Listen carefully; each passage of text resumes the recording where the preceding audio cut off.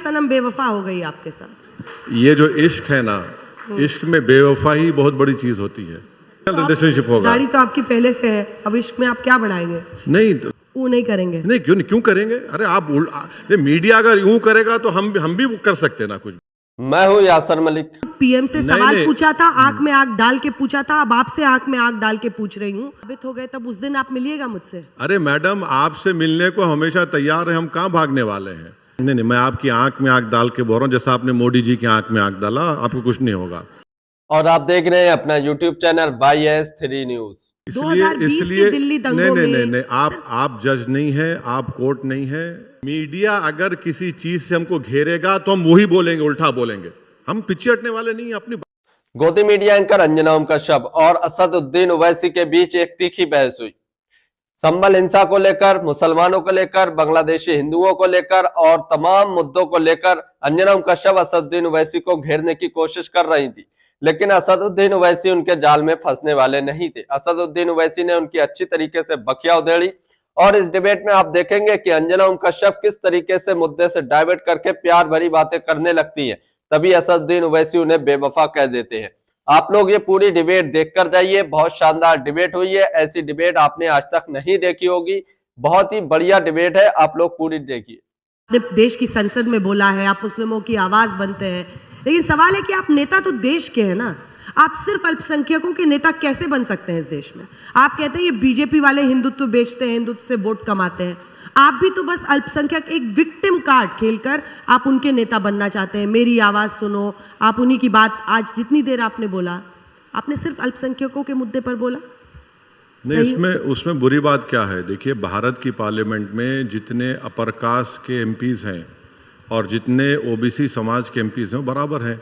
और अगर किसी की नुमाइंदगी नहीं है एज अ ग्रुप, वो मुसलमान माइनॉरिटी हैं। आप 4% जीत कर आ रहे हैं और जितने एम्पिरिकल एविडेंस है, स्टडीज़ है कि मुसलमान सोशली, एजुकेशनली, इकोनॉमिकली बैकवर्ड है, तो आप कमज़ोर की बात करेंगे या ताकतवर की करेंगे? छोड़ दीजिए थोड़ी देर के लिए मुसलमान। और हमारे संविधान में देखिए, इक्वालिटी जो है सिर्फ फॉर्मल नहीं, हमारा संविधान कहता है कि सब्सटेंटिव इक्वालिटी वो देश में होनी चाहिए। तो उसके लिए बात करना अगर गुनाह है तो फिर गरीब हिंदू कमजोर नहीं है। हाँ? गरीब हिंदू कमजोर नहीं है। नहीं, आप देख लीजिए, जो गरीब हिंदू है और गरीब मुसलमान जो है, उसके पर कैपिटा इनकम में बहुत फर्क है। और जो गरीब हिंदू है और जो गरीब मुसलमान है, सबसे ज्यादा सेल्फ एम्प्लॉयमेंट में मुसलमान है। ये डेटा है, ये मेरा नहीं है। और कल को आपके दफ्तर में कोई हिंदू आए, बोले मेरी हालत तो ठीक नहीं है, नेताजी आप हैदराबाद के सांसद हैं, आपकी इतनी चलती है, तो आप उसके नेता नहीं होंगे? आपको जानकर हैरत होगी कि मुझे बहुत बड़ी तादाद में मेरे कॉन्स्टिट्यूंसी के बैकवर्ड क्लास समाज के, दलित समाज के और आदिवासी समाज के लोग वोट डालते हैं। लाख कोशिश कर लिए अमित शाह मेरे कॉन्स्टिट्यूंसी में आकर, म्यूनसिपल इलेक्शन के लिए अमित शाह एक वार्ड में आकर कैंपेन किए। वहाँ पे हमारा कॉरपोरेटर राजमोहन 10,000 वोट से जीता। तो ऐसा नहीं है, आप लोगों को दिखता नहीं। आप लोग कभी हैदराबाद आइए, हमारे ऑफिस में बैठिए आधे घंटे के लिए। अगर रोज़ 1,000 लोग से मुलाकात करते हैं हफ्ते में 6 दिन, तो उसमें आधे तो हमारे गैर मुस्लिम भाई बहनें हैं। हैदराबाद से आप देश थोड़ी बदलिएगा सर। अब पहुंचते हैं हम महाराष्ट्र पर। आपने इस बार कितने 16 उम्मीदवार अपने उतारे थे। पिछली बार चुनाव में आपको 7.5 लाख वोट मिले, 2 सीटें धुले और मालेगांव जीते। इस बार एक इंडिपेंडेंट पार्टी, मतलब इंडिपेंडेंट इस्लाम पार्टी उन्होंने बनाई और 164 वोट से आप 80% मुसलमान वाली सीट मालेगांव पर आप 164 वोट से जीते हैं। हाँ, तो यही तो first pass the post system का ईवल है ये। इसीलिए देश में first pass the post system जो उस वक्त हम लोग पसंद किए, सबसे गलत है। प्रोपोर्शनल रिप्रेजेंटेशन होगा तो जनता के वोट की वैल्यू भी होगी। तो और पिछली बार हम लोग ज़्यादा सीट लड़े थे, 40 के ऊपर लड़े थे, अब की बार सिर्फ 16 लड़े। होता है, जनता का फैसला है, हम उसको कबूल करते हैं, हमको शिकायत तो नहीं कर रहे हैं। आपको सब सुनना चाहते हैं, बस वोट नहीं देना चाहते हैं। आपने कहा यही है ना कि आपसे, आप अपने आप को कई बार लैला कहते हैं पॉलिटिक्स में कि सब आपके इर्द गिर्द ये घूमते हैं, और जनता ही सनम बेवफा हो गई आपके साथ। नहीं मर देखिए, ये जो इश्क है ना, इश्क में बेवफाई बहुत बड़ी चीज़ होती है, वरना इश्क ही नहीं होगा वो। वो तो माशाल्लाह, ट्रांजैक्शनल दाढ़ी तो आप- रिलेशनशिप होगा। दाढ़ी तो आपकी पहले से है, अब इश्क में आप क्या बढ़ाएंगे? नहीं तो नरेंद्र मोदी को भी दाढ़ी है, आप पूछेंगे उनसे, आप नहीं पूछ पाएंगे दाढ़ी पे। नरेंद्र मोदी की दाढ़ी रखने वाले ही सेफ हैं, वो इसी जैसे दाढ़ी रखने वाले परेशान हैं आजकल के, कहाँ मेरे घर में खुदाई हो जाए कि 500 साल पहले कुछ था यहाँ पर। अच्छा ये बताइए कि आपके सांसद थे दो, अब इकलौते रह गए आप, इम्तियाज जलील साहब।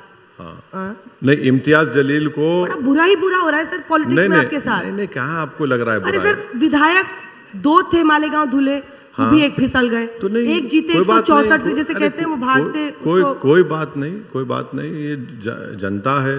नरेंद्र मोदी की मेजॉरिटी कम हो गई, अयोध्या हार गए, बहुत सी चीजें होती है ना, हम जाहिर है तीसरी बार पीएम बन गए। हाँ तीसरी बार पीएम बन गए। हाँ वो बन गए, उसके कई वजूहात हैं बनने के, 240 पे आके रुक गए, 400 पार नहीं हुए। आप क्या- इसी क्या? से खुश होते रहिए। नहीं, इसी से खुश नहीं हो रहे, आपके सवाल का जवाब दे रहा हूं। अगर नरेंद्र मोदी की मेजॉरिटी कम हुई तो उनको भी रात में नींद नहीं आती होगी, क्योंकि फर्स्ट 2 राउंड में तो लीड नहीं कर रहे थे, अयोध्या की सीट हार गए, और कहाँ कहाँ उन्होंने महाराष्ट्र में कई सीट हार गए, तो हारे हैं ना। अब आते हैं दिल्ली में, अभी चुनाव की बाकी पार्टियों ने घोषणा की नहीं। ऐसा लगता है कि आपकी जो क्राइटेरिया और क्रेडिबिलिटी है सर उम्मीदवार चुनने की, वो ये है कि इसका नाम क्या, मतलब मैं आपके हर उम्मीदवार के लिए नहीं कह रही हूँ, कि क्या किसी दंगे में इसका नाम है, क्या किसी क्रिमिनल केस में नाम है। ताहिर हुसैन क्यों? 2020 के दिल्ली दंगों में नहीं, आप जज नहीं है, आप कोर्ट नहीं है, जब तक कोर्ट फैसला नहीं करेगी। देखिए, ट्रायल बाय मीडिया से कई मर्तबा आप लोगों ने कई लोगों की ज़िंदगी को ख़राब किया, और बाद में जब कोर्ट का जजमेंट आया, मीडिया बाय ट्रायल उन चैनलों ने कभी जिक्र भी नहीं किया। आज भी मैं कह रहा हूं कि कोर्ट में मामला है, कोर्ट तय करेगा। अब रहा सवाल क्यों दिए, क्योंकि कानून इजाज़त देता है। अब आप ये सवाल नहीं पूछ सकते प्रज्ञा ठाकुर से। भारत की पार्लियामेंट में ऐसे 40% या 45% एमपीज हैं जिन पर ग्रीवियस चार्जेस हैं, उनके बारे में कोई नहीं पूछेगा। ग्रीवियस चार्जेस हैं किडनैपिंग से लेकर रेप तक, और जीत जाते हैं। साध्वी प्रज्ञा ठाकुर पर मैंने खुद पीएम से सवाल पूछा था, आंख में आंख डाल के पूछा था। अब आपसे आंख में आंख डाल के पूछ रही हूं कि जिस ताहिर हुसैन को दिल्ली 2020 के दंगों में दिल्ली की एक अदालत ने, अभी तक अभी मामला कोर्ट में चल रहा है, अदालत ने कुछ नहीं, एन एक्टिव राइटर कहा, नहीं छोड़ दीजिए वो। आईबी अधिकारी अंकित शर्मा की हत्या का जिन पर आरोप है, मगर आपने नरेंद्र मोदी की, आपको ऐसा क्या नायाब हीरा दिख रहा है सर, ये समझाइए ना। नहीं, मेरे को एक बात अच्छी दिखी कि आपने नरेंद्र मोदी की आंख में आंख डाल दिया। हाँ बिल्कुल, और आप सलामत हैं, बहुत बहुत शुक्रिया। नहीं, आपने ताहिर हुसैन पर मुझे सैटिस्फैक्टरी जवाब नहीं दिया। नहीं मुझे आपका क्राइटेरिया क्या है सर मैडम, चुनने का? सुनिए मैडम, नहीं मैडम, देखिए, मैं किसी टीवी चैनल पे जाके उनको क्राइटेरिया क्यों बताऊंगा? मेरे पार्टी ने, सुनिए, मेरे पार्टी का फैसला है, हमको लगा कि ताहिर हुसैन को टिकट देना चाहिए। कोर्ट ने उनको अभी तक क्या बोलते हैं, कन्विक्ट नहीं किया, और मुझे यकीन है कोर्ट इंसाफ करेगी। कोर्ट ज़रूर इंसाफ करेगा। जब इंसाफ हो जाएगा आप मुझे बुला लीजिए उस दिन। मगर मैं ये कह रहा हूं कि ट्रायल बाय मीडिया से अगर आप हर एक को ये मुजरिम है, ये इन्वॉल्व है, तो फिर कोर्ट को बंद कर देना पड़ेगा। अच्छा, आपकी नजर उन पर कैसे पड़ी? हाँ, अच्छा, नहीं, तो नजर इसलिए पड़ी क्योंकि अरविंद केजरीवाल के ऊपर भी केस है, वो भी जेल को गए, दूध के धुले में है क्या वो सिसोदिया अरविंद केजरीवाल? आप बताइए। डिबेट को पूरा जरूर देखकर जाइए। अभी आगे और प्यार भरी बातें भी होंगी, और असदुद्दीन ओवैसी, अंजना कश्यप की बखिया भी उधेड़ेंगे। तो 5 पूरी साल डिबेट से देखिए। जेल में उनको बेल नहीं होती। 2 मुख्यमंत्रियों को बेल हो गई। एक स्टैन स्वामी 85 साल का बूढ़ा जेल में मर गया। तो ये जुडिशियल सिस्टम में भी देखना पड़ेगा कि भाई नेशनल मेजॉरिटी और नेशनल माइनॉरिटी में क्या फर्क हो रहा है, अकाउंटेबिलिटी क्या है, बताइए। जब अरविंद केजरीवाल को बेल हो गई, सिसोदिया को बेल हो गई, ताहिर हुसैन को 5 साल से जेल में बेल क्यों नहीं होती? कई ऐसे लोग हैं जेल में बेल नहीं हो रही है उन लोगों को। ये भी समझ में नहीं आ रहा हमको क्या है। अब फिर आप लोग वो हमको ले जाके मिला देते, आप मिले हुए हैं। अरे मिले हुए हैं तो छूट क्यों नहीं रहे लोग? फिर ये क्यों नहीं निकल रहे जेल से बाहर? अगर आरोप साबित हो गए तब उस दिन आप मिलिएगा मुझसे। अरे मैडम, आपसे मिलने को हमेशा तैयार है, हम कहाँ भागने वाले हैं? हम तो हर आदमी से मिलते हैं। कौन नहीं अंकित मिलेगा? शर्मा आईबी अधिकारी थे, उनकी हत्या हुई। नहीं उनके देखिए, भाई, उनकी उनके परिवार वाले, उनकी हत्या उनसे नजर कंडेम कैसे मिलाइएगा नहीं, सर? उनकी हत्या कंडेमनेबल है, बिल्कुल कंडेमनेबल है। क्या करें आपके अरे कंडेमनेशन का? नहीं, क्या करें बोल आप तो आरोपी को टिकट दे रहे हैं सर। आरोपी है ना। देखिए, संविधान से लॉ से देश चलेगा, उसके बगैर चल आप बोल देंगे, आप तो तय नहीं करेंगे ना, कोर्ट तय करेगा एविडेंस की बुनियाद पर, बियॉन्ड रीजनेबल डाउट प्रूफ करना पड़ेगा। देखिए, बांग्लादेश में हिंदुओं पर हो रहे अत्याचार के मुद्दे पर ओवैसी साहब क्या बोलना चाहेंगे? अरे पार्लियामेंट में बोले, आप खुश नहीं हुए? कल बोले हम। आप तो सरकार को घेर रहे थे, लेकिन नहीं, सुनिए एक बात नहीं, सुनिए। आप क्या वहां की सरकार को, मोहम्मद यूनुस की केयरटेकर सरकार को आप कटघरे में अरे खड़ा मैं करेंगे? प्रधानमंत्री थोड़ी हूं, मैं कोई फॉरेन मिनिस्टर हूं, मैं एक मेंबर ऑफ पार्लियामेंट हूं। मैंने जो कहा पार्लियामेंट में कि हम $55 बिलियन का इकोनॉमिक हेल्प बांग्लादेश को दे रहे हैं और हम उनको बिजली दे रहे हैं। अडानी ने 5 बिलियन का पावर प्लांट झारखंड में डाला और उसकी भी उनको भी पैसे नहीं मिल रहे। अडानी को पहली मर्तबा अडानी को कहीं से पैसे नहीं मिल रहे, तो बांग्लादेश से नहीं मिल रहे हैं। ये भी बड़ी ताज्जुब की बात है। अब वहां पर जो माइनॉरिटी पर जुल्म हो रहा है, हम तो बोले हैं, मैं तो पहले ही बोला हूं, मगर सवाल ये पैदा होता है कि यहां पर शेख हसीना क्यों बैठी हुई है? क्या दिक्कत है बैठने में? अरे यहां पर बैठकर आप जो है इस तरह के स्टेटमेंट्स दे रहे हैं, क्यों दे रहे हैं? अच्छा, मुझे समझ में नहीं आया कि क्या मोदी सरकार उन स्टेटमेंट्स को वेट कर रही है, नहीं कर रही है। मगर बांग्लादेश के माइनॉरिटीज पर उनको कंट्रोल करना चाहिए। और खुद मिनिस्टर फॉर एक्सटर्नल अफेयर्स जवाब दिया कि फॉरेन सेक्रेटरी गए शेख थे। हसीना को लेकर एक फॉरेन पॉलिसी भारत की पहले से रही है, ये क्या कंटिन्यूटी वाली क्या पॉलिसी ना है। ना ना देखिए, कंटिन्यूटी ना वाली ना पॉलिसी। ना देखिए, कोई नहीं, गलत है। सर, हम तो कह रहे हैं एमईए बंद कर दिया जाए, हैदराबाद में एक वहां पर सुन खोल तो दिया लीजिए, जाए। सुन तो लीजिए। आप बार बार हैदराबाद से इतनी मोहब्बत क्यों करते हैं मुझे नहीं मालूम, मगर शायद आपको हैदराबाद अच्छा लगा होगा वहां पर। मगर ये बताइए कि हमारी देश की फॉरेन पॉलिसी उस देश से होगी या किसी फैमिली से होगी? फैमिली से नहीं है ना, हमारी फॉरेन पॉलिसी बांग्लादेश से है। वहां पर वहां की जनता ने कुछ फैसला किया। हमारा बोलना यह है कि हम $55 बिलियन का उनको वहां पर इन्वेस्टमेंट कर रहे हैं, हमारे ट्रेड है। अच्छा, पूरे विश्व में सबसे ज्यादा कॉन्सुलेट वीजा देता है बांग्लादेशियों को भारत आने के लिए। एक परिवार से नहीं है, वहां की नरमपंथी आवाज से है। वहां की नरमपंथी वर्सेस चरमपंथी जो लड़ाई है, वो आप और हम बहस कर ले, मगर वो अलग बहस है। वहां पर सरकार तो अब यूनुस की है, वहां पर उनसे बात करना पड़ेगा और बात करना जरूरी है। उसमें बात नहीं करें तो कैसा होगा? मगर मेरा ऑब्जेक्शन इस बात पर है कि बांग्लादेश में वहां के माइनॉरिटी पे जुल्म हो रहा और भारत के मुसलमान को कटहरे में खड़ा कर रहे हैं। अगर कोई मिल जाए तो उसकी आरती उतारो, ये क्या बात है? ये क्या बात है? ये जो नफरत फैलाई जा रही है बांग्लादेश के नाम पर भारत में मुसलमानों के ऊपर, ये बिल्कुल गलत बात है। कहाँ नफरत है सर? कहाँ अरे डर आप है? देखिए, तो मैं आपको वीडियो दिखाता हूं। एक महाशय कह रहे हैं कि अगर कोई मिल जाए दाढ़ी वाला और फिर वो टोपी हो, फिर वो क्या बोलते हैं, वो बांग्लादेशी हो, उसकी आरती उतारिए। और महाराष्ट्र में क्या बोला जा रहा था?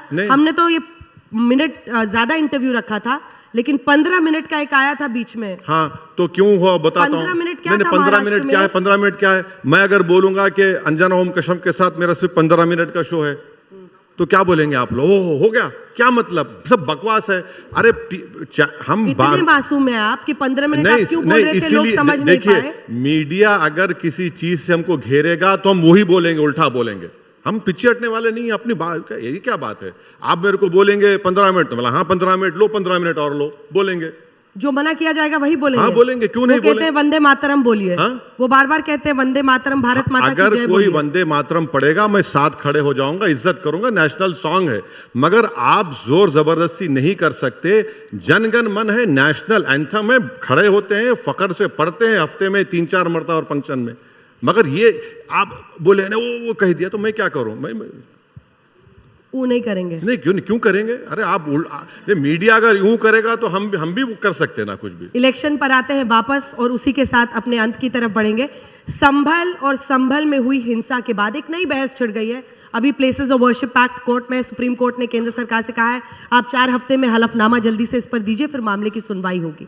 लेकिन जो अभी वीडियो अच्छी लगती हो तो इसको लाइक करें, पूरी डिबेट जरूर देखकर जाइए और असदुद्दीन ओवैसी के लिए कमेंट जरूर करके जाइए। सर्वे की मनाही उस एक्ट में नहीं है। संभल में सर्वे हो रहा था, कोर्ट ऑर्डर से हो रहा था, वहां लोगों ने पत्थरबाजी की और हिंसा हुई। मैं कतई जो मतलब वहां पर लोगों की मौत हुई है उसको सही नहीं ठहरा रही हूँ, लेकिन उस पर आप लोग रोटी सेकने क्यों पहुंचते हैं? 5 लोगों की जान चले गई, जिसमें एक 17 साल का बच्चा भी है, और आप कह रहे हैं रोटी सेक रहे हैं। और पूरों को सीने पे गोली लगी, एक को पीठ में गोली लगी। क्यों मारा आपने? और आपको मालूम कि वो, मैं बार बार कह रहा हूं, वो लोग गए राइट ऑफ वे के लिए और झूठ बोले कि बाबरनामा, जो बाबरनामा का इंग्लिश में तर्जुमा किया उसके फुटनोट में लिख रहा है, उस ट्रांसलेशन में नहीं लिखा। आप एक बात बताइए, कानून है, भारत की पार्लियामेंट ने बनाया, आप हर जगह खोदेंगे। कल मैं कोर्ट को जाके बोलूं प्राइम मिनिस्टर घर में मुझे खोदना है, वहां पर कुछ था, कहां रुकेगा ये पागलपन? बताइए। विकसित भारत बोलते हैं 2047, ये विकसित भारत होगा? अगर मैं आज किसी के घर में जाकर खोदूं दिल्ली में, तो यकीनन खाने जहां खा का कुछ ना कुछ मिल जाएगा, तो मैं बोल दूं मेरी हो गई। वक्फ वाले कहते हैं कि सूरत म्युनिसिपल कॉर्पोरेशन की जो ये मैडम बिल्डिंग है, देखिए, सुनिए ना प्रभु, गुजरात वक्फ बोर्ड ने कहा है सर। सुनिए, अब मैं आपको समझा रहा हूं। जब ये वक्फ बोर्ड ने किया, सीओ ने किया, सीओ को गुजरात सरकार ने अपॉइंट किया, जब वक्फ बोर्ड एग्जिस्टेंस में था ही नहीं। ट्राइब्यूनल में कह दिया कि वो प्रॉपर्टी नहीं है वक्फ की।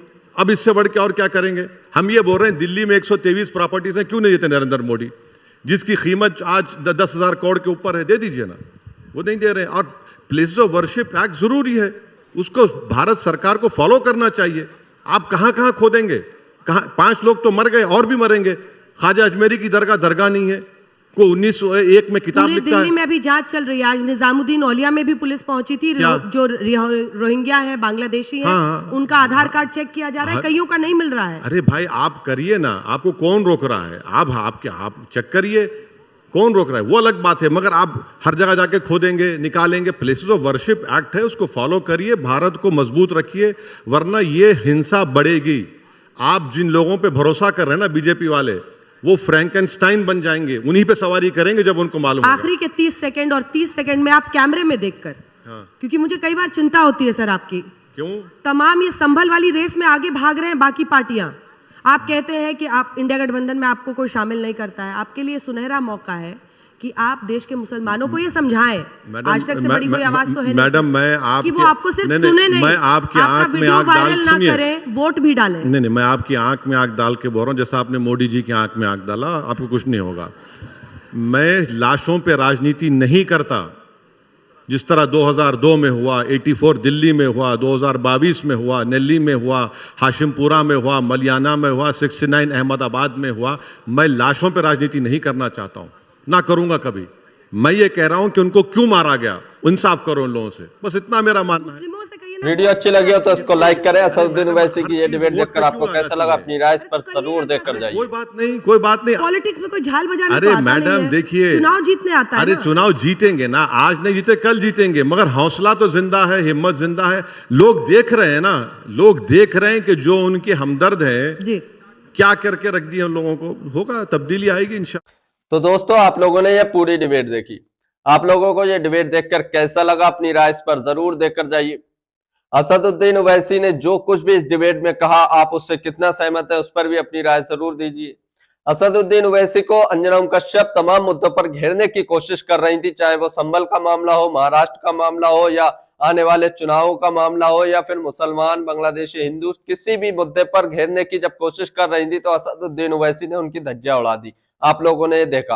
और साथ ही साथ अंजना कश्यप इस डिबेट के अंदर किस तरीके से बेवफा वाली बात कर रही थी, या आंख में आंख डालने वाली बात कर रही थी, जिस पर असदुद्दीन ओवैसी ने उन्हें करारा जवाब दिया। आप लोग पूरी डिबेट देखकर आए, अपनी राय इस पर जरूर देकर जाइए। अगर आप भी गोदी मीडिया का विरोध करते हैं तो हमारे चैनल YST न्यूज को अभी सब्सक्राइब कीजिए। वीडियो अच्छी लगी हो तो इसको लाइक भी जरूर कीजिए।